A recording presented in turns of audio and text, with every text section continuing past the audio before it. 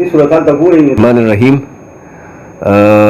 ستا خبره بالکل ټیک ده. کیسونه ډېر تیزی سره روان دي او تاسو که د نوښار ډیټا وګورئ نو د اول نه مطلب ما دا یو دغه کې ویلي چې اوسه پورې موږ څونه خلک سسپیکټ کیسونه موږ څونه سیمپلز لیږلي وو په هغې کې تقریبا 25% سیمپلز چې د پازیټیو راغلي دي. نو دا یو الارمنګ سچویشن دی. د دې نه تاسو د پی ټي سي خبره وکړو نو په پی ټي سي کې یو چنک اف خلکو کې کورونا وایرس ډیټیکټ شوی دی او دا ټول خلک هم د نوښار دی او په دې کمیونټي کې سپریډ شوي دي. اصل مسله دا ده چې ګوره د دې هر وخت موږ دا وایو چې د دې نه ویکسین شته نه دوایي شته او حفاظتي تدابیر پکار دي. اوس که فرض که ډېر څیزونه ګورمنټ لکه فرض که ټرانسپورټ او دا څیزونه یا بازارونه کولی دي خو د دې دا مطلب نه شو چې خلک د بلا ضرورته بازارونو ته راځي یا سوشل ډسټنس ته نه ساتي. هماغسې به بلا ضرورته اسپتالونو ته نه راځي او نه به سوشل ډسټنس به خامخا ساتي.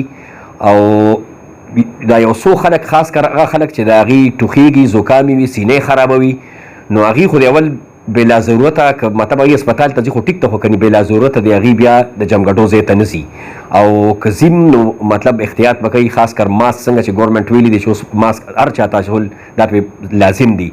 نو دا ماسک اچول او سینیټایزر استعمالول او لاسونه وینځل دغه سره صابون سره دا ډېر زیات ضروري او دا به تر هغې وي تر څو چې دا کرب په بره روان دی. پاکستان کې کرب ځکه په بره روان دی چې دلته کې رس تر ورځه کیسونه چې نن لس راشي نو سبا 15 بله 20. د دې مطلب دا چې کرب په بره روان دی تر څو چې دا کرب فلیټ نیغ شوی نه دی او بیا په لاندې را شروع شوی نه دی نو تر هغې پورې به په خلکو احتیاط لازمي دی. ډاکټر صاحب دا لاکډاؤن کې نرمي شوې ده نه هغې د وجې عوام لګی دي SOPs خلاف ورزي کوي دا دي د دې به څه اثرات ښکاره شي څو ورځو کې د دې دغه کېږي. ګورو د دې اثرات به خامخا راوځي. اوس د دې دا مطلب نه شو چې یو سړی نن اسپتال ته لاړو نن بازار ته لاړو جمګټې ته لاړو او بس هغه وایي ما ته کورونا وشو هغه زر وایي ما ته خو نه کېږي دته به کېږي. د دې مطلب چې کم انکیوبیشن پیریډ دی دا او د هغې دپاره کمې ورځې پکار دي نو کم سے کم 2 او زیاده سے زیاده 11 ورځو کې به خامخا دا سیمټمز کېږي دغه کې به راښکاره کېږي.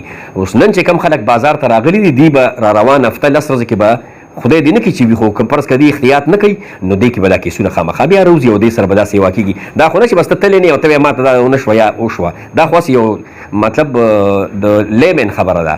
مطلب دله به ده کې به دا بیماري راښکاره کېږي هفته 10 ورځې پس او دغسې چې څونه خلک بې احتیاطۍ سره په نن ګرځي په بازار کې نو دې کې به خامخا هفته 10 ورځې پس دا بیماري راښکاره کېږي. مونږ ګورو چې دا کومې ګڼ خلک راجمع شي ماسک یې نه وي ایښولي هغې نه وي ایښولي. ګوره دې کې زه تاسو کامران ستا خبره ټیک ده خو دې کې اصل کې ګوره دا ستا خبره د ایډمنسټریشن هم نه ده. مطلب دا به علي کامیابېږي چې موږ منحص القوم دا خبره ومنو چې دا خطرناکه ده. اوس لکه فرض که ته ستا اسپتال ستا مخې له دی اسپتال کې ما ټول ضروري مطلب چې کوم حفاظتي اقدامات دي په هغې زه عمل کوم او بار په دې روډ یو سړی نه کوي نو بیا خو دا خبره خو نه کامیابېږي. دا به موږ منحص القوم هر سړی به دا ذمهداري اخلي چې دا یو وبا ده د دې خلاف یو مؤثره حکمتي عملي پکار ده او په هغې کې به هر سړي خپله حصه اچوي نو هلې به دا کامیابېږي. که زه په دې ته ناست یم چې ما پسې به د DC دفتر نه څوک راځي او پولیس والا به راځي او زه به سمیږم نو دا خو ډېره غلطه خبره ده. موږ به دا اکسپټ کوو چې بهی دا یو وبا ده په ټوله دنیا کې ده خطرناکه ده د یو نه بل ته لګي. کم حفاظتي اقدامات چې پکار دي که ماسک اچول دي که لاسونه وینځل دي که سوشل ډسټنس ساتل دي دا په هر سړي باندې لازم او فرض دی چې دا په ځان په خپله لازم او فرض کې بغیر څه فورسه نو بیا به موږ کامیاب شو چې دا وبا ختمه شي.